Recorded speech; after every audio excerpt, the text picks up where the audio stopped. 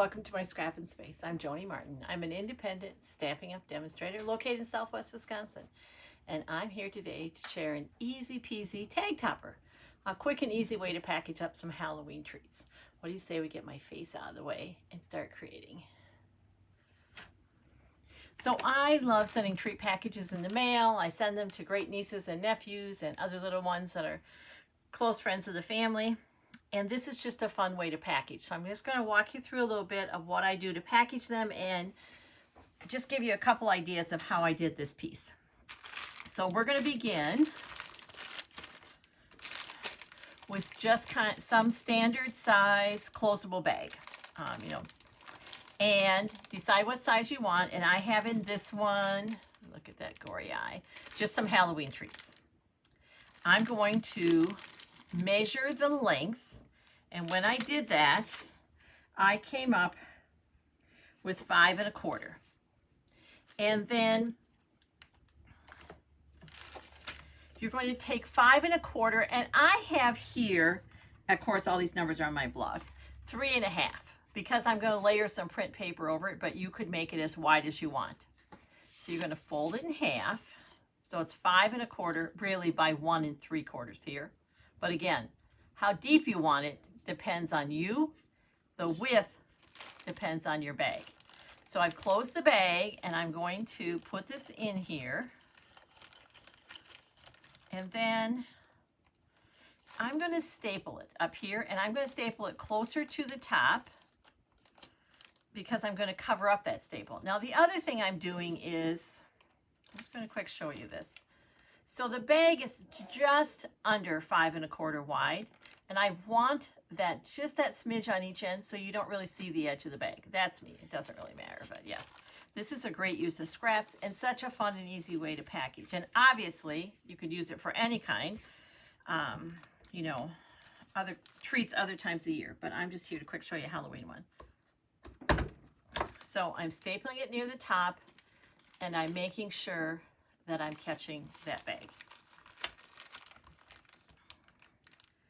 Then, at this point, you can do whatever you want to decorate. You could stamp a label and put on there that says Happy Halloween, whatever you wanted.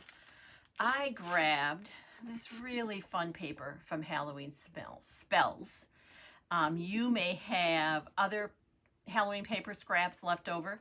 It's going to be the same width, but it's 3 inches, and our other piece was 3 1/4, so it's just slightly smaller than that. And I'm going to fold it in half. Oh, and I did a terrible job of scoring. Look at that. It's not even in half. That's okay. It's not going to matter because it's going to be seen on each side. Now at this point, you could just attach it to here, and that'd be pretty cute. But let me show you what I did. I grabbed this die, which has nothing to do with Halloween. It is from a set called Frozen Edges. It's a snowflake set. This is meant to be icicles, but it works great for this. And what we're going to do is cut some jagged edges, which I think remind me a little bit of like teeth. It could be dripping potion. It could be whatever you want, or it could just be a little interesting on there. So I'm going to move these pieces out of the way because we're going to quick die cut. Now when I die cut this, I'm going to die cut it folded. This goes pretty quick as projects go. I'm going to grab, when we're die cutting on the Stampin' Up Cut and Emboss, we're always going to use plate 1. Then we're going to use plate 2. And we're going to use 2 of number 3. Now, you forget that, you didn't know that, it's late at night and your brain isn't working, because that's when I do a lot of my packaging and snacks. Things that need to get in the mail the next day late at night. It's written right on here for me. So I can just look, 1, 2, and 2 3s. 3s are going to be your clear plates. Like so. Oh my, how about you? Mine are getting pretty warped and pretty scratched. Let's see if I have another one in here that'll work. This one works a little better. Then, and notice, this is the one I said I didn't fold very straight. It's not going to matter. I'll show you. In fact, let's start on the side that shows more of the print. We're just going to lay it here near the bottom. You really, wherever you want it. And we're going to lay it down.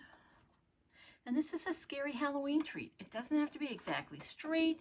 No one's going to look at this treat that you took the time to put together and send to them in the mail and think, I don't think that die is quite straight. I don't think those scraggly teeth are straight. It's not going to matter. Then see how easily that goes through there? Just like that. Okay, let's pull back up the sides of our cut and emboss machine and see what we got. Get all this out of the way. And then this lovely edge, you could probably do something with. Myself, it's going in recycling, but I know many of you creatives out there could do something with that. Here's the piece we want. It's folded, and look at that. When you cut it, you no longer know that I didn't fold it straight because now it's cut evenly. Get this out of the way. We're going to grab this piece, and we're going to put on the inside of here some multi-purpose glue. You could use any kind of adhesive you want. It doesn't need to be anything too strong, though our multi-purpose glue is very strong. I'm keeping it towards the center and not near the edges because there's already enough dripping with our paper. We don't need glue dripping down. There's a fold line here. I'm going to lay this fold on here, and the value of the multi-purpose glue is if I don't get the edges lined up, I can kind of move it around. And then I'm going to push down. And now we have a fun cover for our tag topper. And this is what I was talking about. I didn't quite get it straight. So I'm just going to lift it up and do it again. I'm too busy talking to you and not paying attention to what I'm doing. I bet that never happens to you. There we go. That's so much better. And so easy. Now I love when I have a print I'm using that has multiple colors in it, because then you can use up all kinds of paper scraps. So look what we have. Now, I happen to be sending a package off to 3 little ones in the same family. So you better believe I'm going to send a different color to each one. And their Halloween card is slightly different for each one too. So, and in fact, for those 3, I'm probably going to write their name right here, which is great. When you have this much space, you can add a name down there, you know, and put Love, Gigi, and Papa on it. Hey, thanks for watching. I appreciate it more than you know. I hope you found this helpful. It's just a quick and easy way to package up some little treats you want to send to someone. If you liked what you saw, please share it with your crafty friends. And until next time, take care and keep crafting. It's good for you.